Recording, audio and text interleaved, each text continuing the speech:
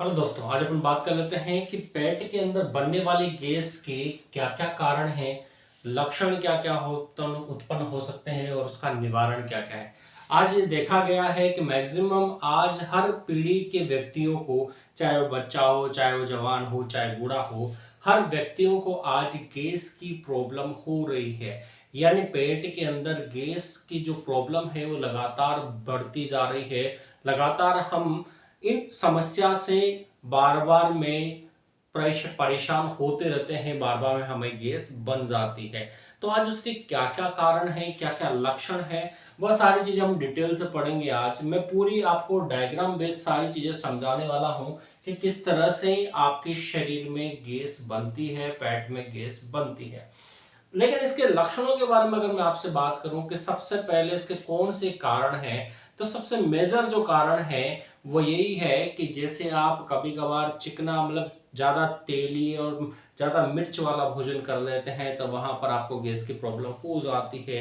कभी लंबे समय तक भूखे रह गए आपने खाना नहीं खाया लंबे समय तक, तो उससे भी आपकी गैस की प्रॉब्लम हो सकती है। तो कारण बहुत सारे हैं, पर उसके बारे में पहले समझ लेते हैं कि होती कैसे है। तो देखो, बात करते हैं पेट में बनने वाली गैस के कारण, लक्षण और निवारण की। तो सबसे पाचन तंत्र है वो बहुत सारी चीजों से मिलकर बना हुआ होता है। यानी जो मनुष्य है उसका अलग से क्या है, एक सिस्टम है कि वो किस तरह से भोजन को पचाएगा, किस किस तरह से भोजन का आगे पाचन होगा। तो वह सारी चीजें आज अपने यहाँ पर डिस्कस करने वाले हैं। ठीक है, तो भोजन का पाचन किस तरह से होगा, तो वह सारी चीजें हम यहाँ पे देखने वाले हैं।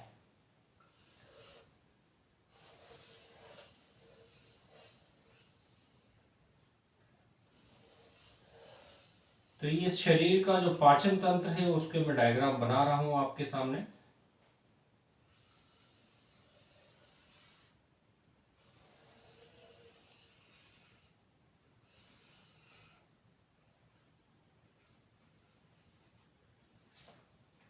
यहां से यकृत निकलता है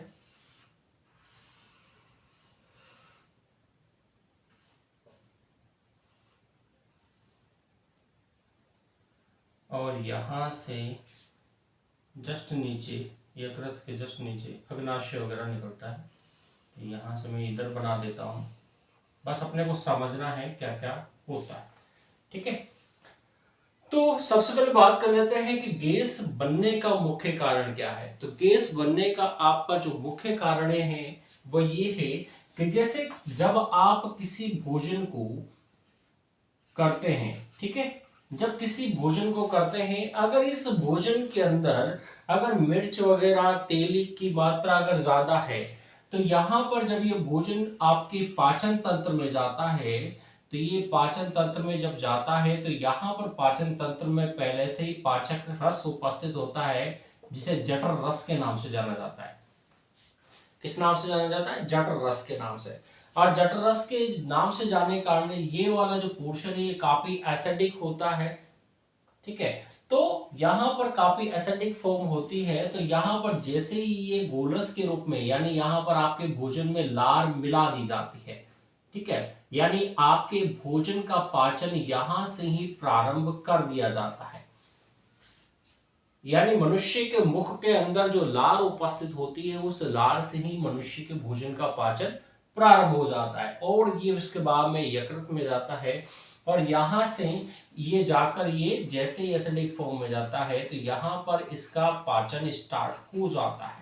अब पाचन स्टार्ट होने की वजह से यहां पर क्या है कि बहुत ज्यादा हीट जनरेट होती है, यानी कहीं ना कहीं यहां पर गैसें बनती है। और हीट जनरेट होने के कारण यहाँ पर आपने देखा होगा कि जब आपका भोजन का पाचन स्टार्ट होता है तो आपको कहीं ना कहीं यहाँ पर गर्माहट महसूस होती है, आपका पेट गर्म रहता है। क्यों? क्योंकि लगातार भोजन का पाचन वहां पर हो रहा है। अब यहां पर क्या हो जाता है, कभी कभार विषाक्त भोजन हम कर लेते हैं, या ज्यादा हम मिर्च वाला भोजन कर लेते हैं, या कभी कभार हम भूखे रह जाते हैं। तो ज्यादा मिर्च वाला भोजन करने की वजह से यहां पर क्या है कि एक तो पहले से यहां पर हीट जनरेट हो रही थी, ऊपर से ज्यादा मिर्च वाला भोजन करने की वजह से यहां पर डबल क्या हो जाती है, आपकी जो इसके बाहरी दीवारें जो है वो ज्यादा क्या करती है, हीट महसूस करती है, यानी कहीं ना कहीं यहाँ पर इसकी दीवारों को ये डैमेज करती है। जो मिर्च है वो लगातार इसकी दीवारों को डैमेज करती है, और दीवारों को डैमेज करती है तो यहां पर क्या हो जाता है कि जो पाचन है वो प्रभावित हो जाता है। पाचन प्रभावित होने के कारण यहां पर जितना भी गोलस थे, यानी जितने भी भोजन इसमें गया था, वह पर्याप्त मात्रा में अब आगे नहीं बढ़ रहा है, यानी इसके क्रमाकुंचन गतियों में क्या आ जाता है, बदलाव आ जाता है। ठीक है, यानी आपके पेट के अंदर जो कर्माकुंचन गतियां हो रही है, उन कर्माकुंचन गतियों में क्या आ जाता है, बदलाव आ जाता है। और बदलाव आने के कारण यानी प्रॉपर जो भोजन पचा है वह अब आगे प्रॉपर रूप से नहीं बढ़ रहा है।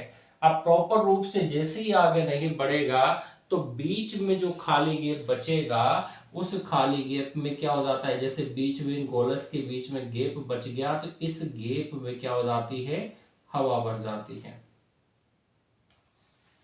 इस गैप में क्या भरी, हवा। इसी को अपन कहते हैं गैस, यानी इसी को पेट की गैस कहा जाता है। क्यों? क्योंकि यहां पर पर्याप्त मात्रा में इस भोजन का पाचन नहीं हुआ। ठीक है, अब जैसे ही इसका पाचन हुआ तो कभी कभार क्या हो जाता है कि ऐसे डाइट हम ले लेते हैं, ऐसा भोजन हम ग्रहण कर लेते हैं जिसका पाचन पर्याप्त मात्रा में नहीं हो पाता, तो हमारे पेट में गैसें बनना स्टार्ट हो जाती, पेट फूला फूला सा रहता है।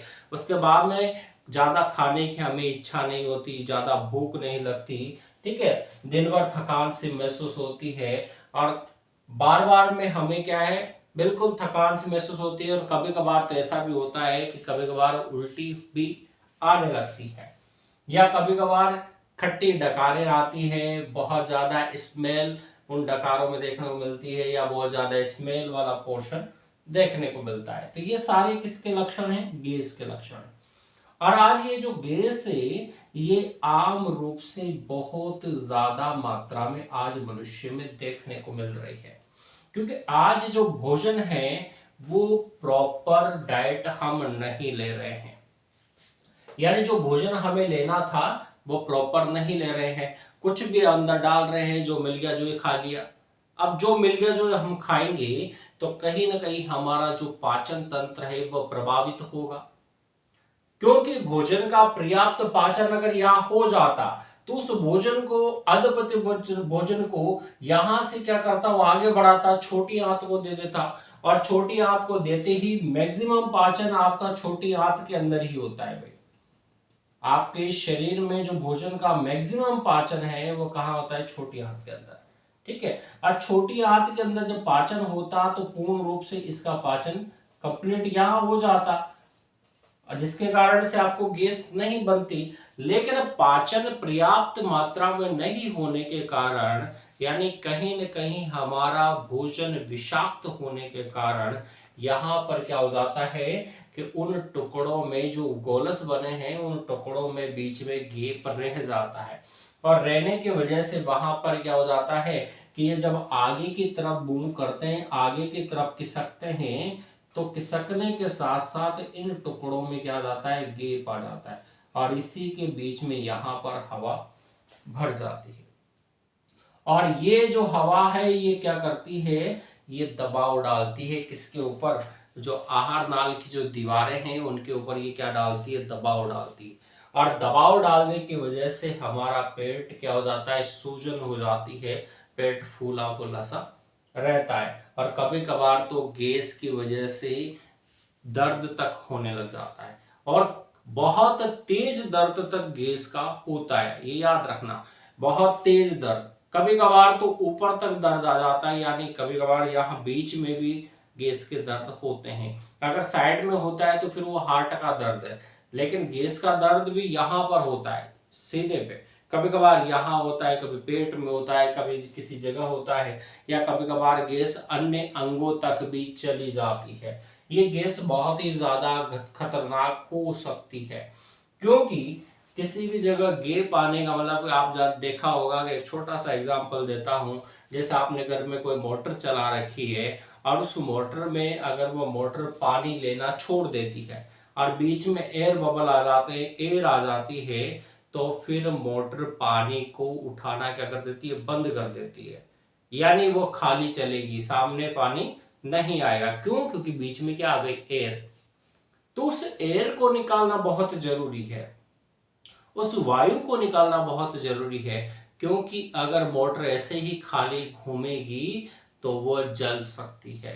तो वैसे ही पाचन तंत्र में वाला सिस्टम है कि अगर यहाँ पर गैस पार्टिकल्स अगर ज्यादा रहेंगे भोजन में, तो गैस पार्टिकल्स क्या कर देंगे, लगातार अपने पाचन तंत्र को प्रभावित करेंगे, और प्रभावित करने के कारण यहाँ पर वह बार बार में जो पाचन तंत्र की जो दीवारें हैं उनके ऊपर दबाव डालेंगे, और दबाव डालने की वजह से वह गैस की पार्टिकल्स यानी जो गैस हैं वह अन्य अंगों तक भी ट्रांसफर हो जाती है।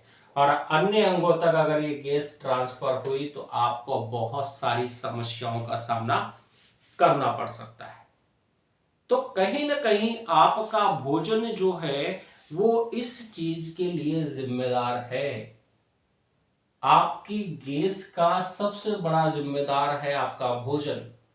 यानी आप जिस तरह का भोजन लेते हैं वह सीधे सीधे आपकी गैस के लिए जिम्मेदार है। अब गैस का मोटा मोटा कारण क्या है? गैस होने का तीन चार कारण है मोटे मोटे। कि देखो, सबसे बढ़िया है अगर आपने बहुत अच्छा भोजन लिया है, पत्तेदार सब्जियां आपने खाई है, पत्तेदार चीजें आपने ली है, थोड़ा फाइबर वाला पोर्शन लिया है, तो फिर आपको एसिडिटी होने की संभावना क्या हो जाती है, घट जाती है। क्योंकि फाइबर का क्या है, और जो पत्तेदार सब्जियां होती हैं इनका पाचन आसानी से हो जाता है, यानी ये आसानी से गैस नहीं बनने देती। तभी तो कहा जाता है भैया खाना खाते टाइम सलाद भी खाया करो। क्यों खाया करो? क्योंकि वह आराम से आपकी गैस को क्योर कर देता है, वो गैस आपको उत्पन्न नहीं होने देता। तो आपका भोजन ज्यादा मिर्च वाला नहीं होना चाहिए। ज्यादा मिर्च वाला भोजन अगर आप करते हैं तो कहीं ना कहीं वह आपके पेट दर्द का कारण हो सकता है, और भविष्य में ऐसा भी हो सकता है कि वो बहुत बड़ी बीमारी आपको देकर जाए। इसलिए थोड़ा सा विशेष ये ध्यान रखें कि ज्यादा मिर्च वाला भोजन आप ना करें। उसके साथ साथ बहुत सारे ऐसे कारण हैं कि जिनके कारण गैस का बनना स्टार्ट हो जाता है। यानी अब बढ़ता हुआ आपका फैट भी गैस के लिए जिम्मेदार होता है। यानी कहीं ना कहीं जो मोटापा होता है ये भी गैस के लिए जिम्मेदार होता है। मोटापे के कारण क्या हो जाता है कि फैट की वजह से ये जो पाचन तंत्र है ये भैया वो प्रभावित होता है। मोटापे के कारण ये पाचन तंत्र क्या हो जाता है, प्रभावित हो जाता है। यानी इसकी जो आकार आकृति थी वह क्या हो जाती है, लगातार सिकुड़ने लगती है। यानी दबाव इसके ऊपर, दीवारों के ऊपर मोटापे का दबाव बढ़ने लगता है, यानी फैट का दबाव बढ़ता है। फैट के दबाव के कारण जो दीवारें थी वह दबाव महसूस करने के कारण उनके जो रसायन थे वो पर्याप्त मात्रा में पाचन नहीं कर पाते, और पाचन नहीं करने के कारण भी वहां पर गैसें बनना प्रारंभ हो जाती है। तो बहुत सारे मोटे मोटे कारण हैं जिनसे आपके शरीर में गैसें बनती है, और ये बाद में आपको बहुत बड़ा नुकसान दे सकती है। इसीलिए इनको अवॉइड करना आप बंद कर दें, क्योंकि पेट की गैस बहुत ही ज्यादा खराब हो सकती है, खतरनाक हो सकती है। तो इसलिए आपको क्या करना है कि ज्यादा फॉर्म में आपको ये ध्यान रखना है कि मुझे लंबे समय तक भूखा नहीं रहना है। अगर आप उपवास करते हैं, आप डाइटिंग करते हैं, तो भैया याद रखो कि लंबे समय तक अगर आप भूखे रहते हो तो आपके शरीर में गैसें बन सकती है, और बनेगी, गारंटी। जैसे आपने देखा होगा कि जब आप खाली पेट कहीं ट्रेवलिंग करते हैं, कहीं पर घूमने चले जाते हैं, बस में ट्रेवलिंग करते हैं, ट्रेन में करते हैं या कार में करते हैं, तो आपने देखा होगा कि आपकी गैस बनने लगती है शरीर के अंदर। क्योंकि क्या है, बार बार में जब शरीर का, ठीक है, जब बार बार में शरीर की मूवमेंट होती है तो वहां पर इसमें क्या है, गैसें भरना प्रारंभ हो जाती है, और आपको फिर उल्टी जैसी आ जाती है। तो कारण क्या है कि लंबे समय तक आपका भूखा रहना भी घातक हो सकता है पेट की गैस के लिए। उसके बाद में दूसरा कारण ये है कि ज्यादा मिर्च वाला भोजन भी आपको गैस करता है, ठीक है। और दूसरी बात ये है कि ज्यादा तला भला भोजन भी जो पचने लायक नहीं है वो भी आपको गैस करेगा। और इसके बाद में बहुत सारे जो लोग हैं वो आजकल क्या है, कौन से फूड पर ज्यादा चले गए हैं, जो वेस्टर्न फूड है, यानी जो पश्चिमी देशों का जो फूड है, जंक फूड जिसे कहते हैं, उनकी ओर ज्यादा लोग चले गए हैं। अब आपने देखा होगा कि जब आप जंक फूड खाते हैं तो जंक फूड खाने के बाद में उसका पर्याप्त मात्रा में पाचन नहीं हो पाता, और पर्याप्त मात्रा में पाचन नहीं होने के कारण वहां पर भी गैस की संभावना बढ़ जाती है। तो आपको मेन चीज क्या याद रखनी है कि लंबे समय तक आपको भूखा नहीं रहना है, साथ में आपको ज्यादा मिर्च वाला भोजन नहीं करना है, ज्यादा तला भला भोजन नहीं करना है, और ऐसा भोजन बिल्कुल ना करें जो विषाक्त हो। विषाक्त का पहचानने का सबसे बढ़िया तरीका है कि पहले भगवान ने आपको क्या दिया है, नाक भी दिया है और मुंह भी दिया है। आप पहले भोजन की गुणवत्ता को चेक कर लें कि क्या ये भोजन वाकई में मेरे खाने लायक है या नहीं है। बहुत से लोग क्या करते हैं, 2 दिन पुराना 1 दिन पुराना भोजन खा लेते हैं और बाद में फिर उस समस्या से जूझते रहते हैं। उनको ये नहीं पता कि मैंने जो खाया है क्या वो मेरे शरीर में पचेगा या नहीं पचेगा। तो कारण क्या है कि आप पहले ये आइडेंटिफाई कर लें कि जो मैं भोजन करने वाला हूं क्या मेरा शरीर उसे एक्सेप्ट कर सकता है या नहीं कर सकता। क्योंकि टेस्टिंग तो आपके ऊपर ही होगा ना, प्रोडक्ट तो आप ही अंदर लोगे, ठीक है, क्योंकि मशीन तो आपके पास ही है। अब आपकी मशीन मेरी मशीन में रात दिन का अंतर है, ठीक है, आपकी डाइट अलग है मेरी डाइट अलग है, लेकिन आपकी मशीन का आपको पता है कि मुझे जो भोजन इसको देना है वो कौन सा भोजन मुझे पच जाता है कौन सा नहीं पचता। तो भाई ये याद रखो कि मुझे जो भोजन नहीं पचता मैं उसको अवॉइड करूं, उसको मैं खाने से बचूं। क्योंकि अगर मैं वो भोजन करता हूं तो कहीं न कहीं वो मुझे क्या करेगा, एसिडिटी देकर जाएगा, और ये बहुत ही ज्यादा घातक हो सकता है। उसके बाद में अब अपन ने इसके कारण जान लिए कि किस कारण से होती है। लक्षण में हमने देख लिया लक्षण क्या क्या हो सकते हैं। लक्षण सीधे सीधे है कि आपका एक तो पेट फूला रहेगा, उसके बाद में आपको काम करने की इच्छा नहीं होगी, थकान महसूस होगी, बार बार में आपको उल्टी जैसा मन करेगा, उसके बाद में बार बार में आपको बहुत ज़्यादा या तो पेन फील होगा, दर्द होगा, और एसिडिटी के कारण बहुत बार तो ऐसा भी हो गया है कि बहुत ज़्यादा व्यक्ति को पेन होता है, बहुत ज़्यादा दर्द होता है, वो हार्ट अटैक जैसा दर्द उसको होने लगता है। तो आप सोचो कि यहां पर बहुत ज्यादा मात्रा में क्या क्या पेन फील होता है, और जब आपने देखा होगा पेट में दर्द होता है तो फिर इमरजेंसी वार्ड में भी कभी कभार भर्ती हो जाना पड़ता है, ठीक है। तो ये कारण ये लक्षण आपके हैं, तो आप थोड़ा सा इनसे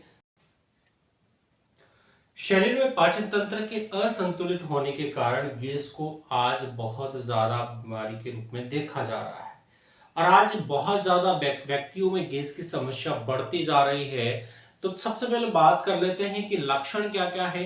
तो लक्षण की मैं बात करूं तो आज गैस का सबसे मेन जो रीजन है वो आपका भोजन है, आपकी किस तरह का भोजन आप कर रहे हैं, किस तरह की आपकी लाइफस्टाइल है, किस तरह का जीवन आप जी रहे हैं, उसके ऊपर आधारित है।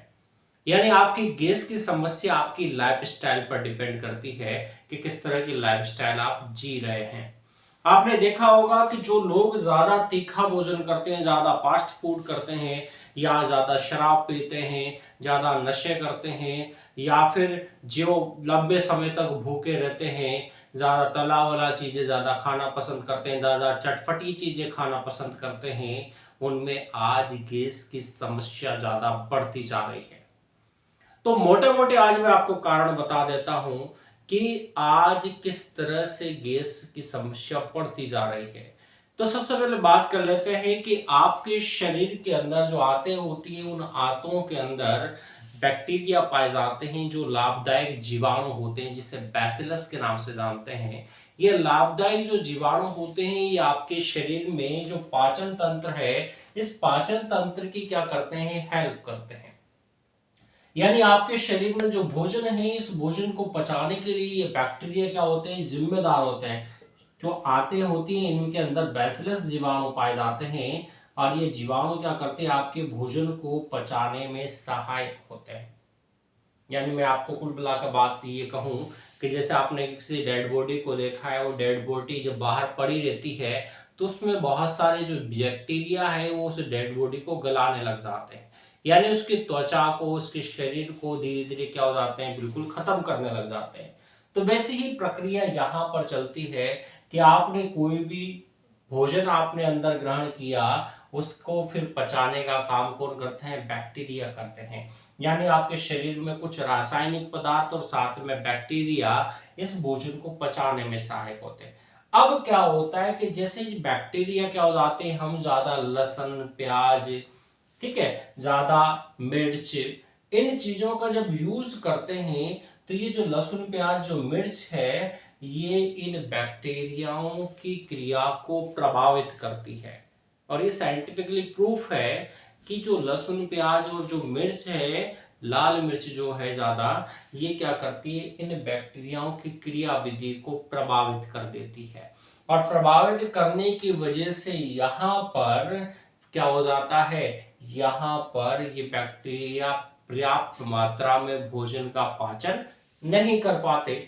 और पर्याप्त मात्रा में जैसे ही भोजन का पाचन नहीं कर पाते तो यहाँ पर ये भोजन पर्याप्त मात्रा में नहीं पचने के कारण ये गैस पैदा करता है। यानी उस जगह पर गैस बनना प्रारंभ हो जाता है। ठीक है, तो कहीं न कहीं हमें क्या करनी है, लहसुन प्याज की मात्रा को कम करना है या फिर उसको बंद करना है। ठीक है, अगर आपको गैस की समस्या है तो लहसुन प्याज को खाना आपको छोड़ना पड़ेगा या फिर उसको कम करना पड़ेगा, मिर्च को थोड़ा कम करना पड़ेगा। थोड़ा अगर आप नशे पत्ते करते हैं तो उनको आपको कम करना पड़ेगा, तब जाकर आप गैस की समस्या से निजात पा सकते हैं। अगला जो कारण आता है वो आता है डेयरी प्रोडक्ट। यानी पहला तो था बैक्टीरिया के आधार पर, बैक्टीरिया के आधार पर। दूसरा आता है डेयरी। ठीक है, डेयरी प्रोडक्ट। यानी डेयरी जो प्रोडक्ट है, ठीक है, तो डेयरी प्रोडक्ट जो है वो बचपन में क्या हो जाता है कि जो बचपन में जब बच्चा माँ का दूध पीता है तो वहां पर वो जो दूध है वो उसको पचने लगता है, पच जाता है। क्योंकि बच्चों के अंदर क्या हो जाता है, छोटे बच्चों के अंदर दूध को पचाने की क्षमता होती है। लेकिन जैसे जैसे इंसान की उम्र बढ़ती है तो वैसे वैसे जो डेयरी प्रोडक्ट है यानी जो दूध है उसको पचाने की क्षमता इंसानों में कम हो जाती है। और इंसानों में जैसे ही वो क्षमता कम होती है तो जितने भी डेयरी प्रोडक्ट है, दही को छोड़कर, किसको छोड़कर, दही को छोड़कर, दही को छोड़कर जितने भी डायरेक्ट प्रोडक्ट है वो क्या करते हैं कि आपके शरीर में पर्याप्त मात्रा में नहीं पच पाते। और नहीं पचने के कारण वहां पर क्या करते हैं, गैस उत्पन्न करते हैं। इसलिए तो कहा जाता है कि भाई खाली पेट दूध नहीं पीना चाहिए वयस्क मनुष्य को। अगर वो खाली पेट दूध पीता है तो कहीं ना कहीं उसकी एसिडिटी हो जाएगी। तो कहा जाता है कि भाई शाम को टाइम भोजन करने के बाद दूध को ग्रहण करें, दूध पिए, तो आपका दूध आपको एसिडिटी नहीं देगा। ठीक है, तो ये सारी चीजें आपको डेयरी प्रोडक्ट को ध्यान रखना है कि डेयरी प्रोडक्ट अगर आप यूज करते हैं, आपको गैस की समस्या रहती है, ज्यादा डेयरी प्रोडक्ट यूज करते हैं, तो कोशिश ये करें कि खाली पेट ना करें, उसको आप खाना खाने के बाद में आप डेयरी प्रोडक्ट का यूज करें तो बहुत आपके लिए बेस्ट हो सकता है। तीसरा पॉइंट में बात कर लेता हूं कि आपने देखा होगा कि बहुत सारे व्यक्तियों को कब्ज की प्रॉब्लम रहती है। अब कब्ज क्या होती है कि आपके शरीर में जो फैट होता है यानी जो विषाक्त भोजन होता है, वह विषाक्त भोजन क्या करता है कि इन आंतों की आंतरिक दीवारों पर जम जाता है। विषाक्त भोजन क्या करता है, इन आंतों की आंतरिक दीवारों पर जम जाता है और आंतरिक दीवारों पर जमने के कारण ये आंतों में क्या करता है, भोजन की आवागमन को बाधित करता है, यानी ये रुकावट उत्पन्न करता है और रुकावट उत्पन्न करने के कारण आपको जो पेट है वह प्रॉपर रूप से साफ नहीं हो पाता। इस कारण से जो कब्ज है ये क्या करती है, आपके पाचन तंत्र को पूर्णतया संदमित कर देती है और आपके पाचन की क्रिया की गति को कम कर देती है। और जैसे इसकी पाचन की क्रिया कम होती है, यानी वो पाचन जो होना था, यानी जो आपने खाया वो पर्याप्त मात्रा में जब नहीं पचेगा तो फिर आपका पेट फूला फूला सा रहेगा, आपको दर्द महसूस होगा, ठीक है। और बाद में जब आप सवेरे टाइम पे जब फ्रेश होने जाओगे तो आप अच्छे से फ्रेश नहीं हो पाओगे, तो कहीं ना कहीं आपको मोटापा बढ़ता जाएगा और ये समस्या धीरे धीरे बहुत विकराल भी हो सकती है। तो आपको कब्ज की समस्या से अगर निजात पाना है तो इसका एक ही इलाज है कि भाई ज्यादा पानी पिए। आप दिन भर में जितने पानी पीते हैं उसकी मात्रा को बढ़ा दें। जितना आप ज्यादा पानी पिएंगे तो यहाँ पर आपको पता है कि पानी क्या करता है, लिक्विड फॉर्म में कारण यहाँ पर लगातार आंतों की सफाई हो जाती है, तो पानी की मात्रा को थोड़ा बढ़ा दें।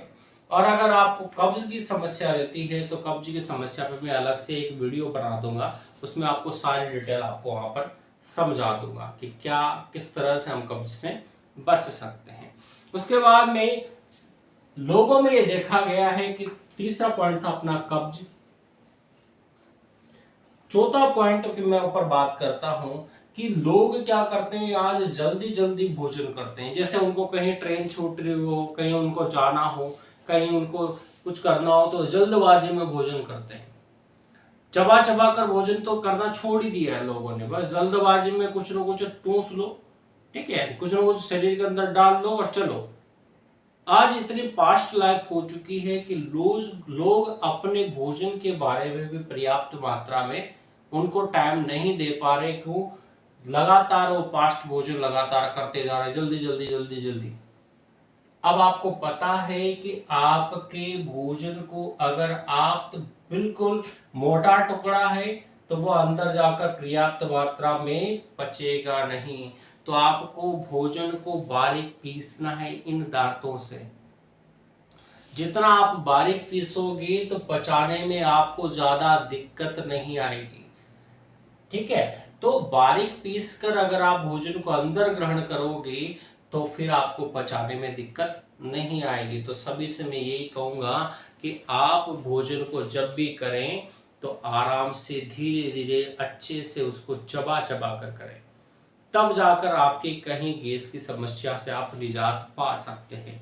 तो जल्दबाजी में ज्यादा भोजन करने से, जल्दबाजी में भोजन करने से कभी कभार ऐसे ठूस लेते हैं भोजन को, बहुत ज्यादा भोजन, एक रोटी ज्यादा खाते हैं लोग, ठीक है, तो उससे भी कब्ज की समस्या आपको हो सकती है, उससे भी बहुत ज्यादा आपको गैस की प्रॉब्लम हो सकती है।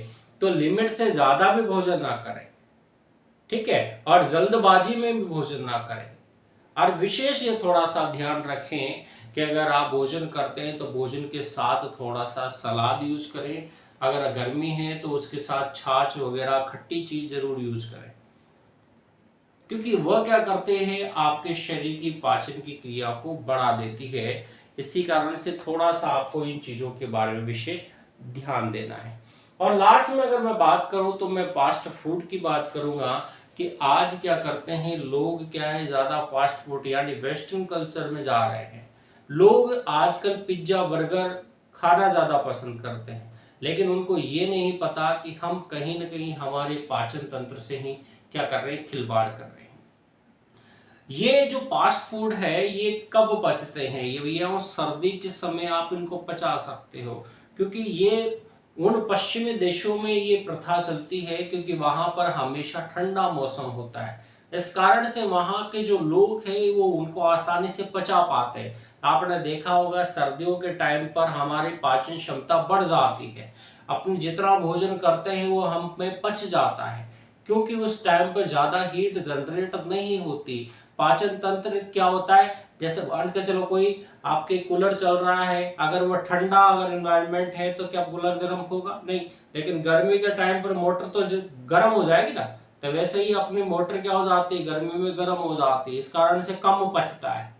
सर्दियों में ठंडी रहती है, इस कारण से ज्यादा पचा पाती है। इसीलिए पश्चिमी देशों में क्या होता है कि वहां पर ठंड की ज्यादा मात्रा होती है, इस कारण से वहां फास्ट फूड पच जाता है।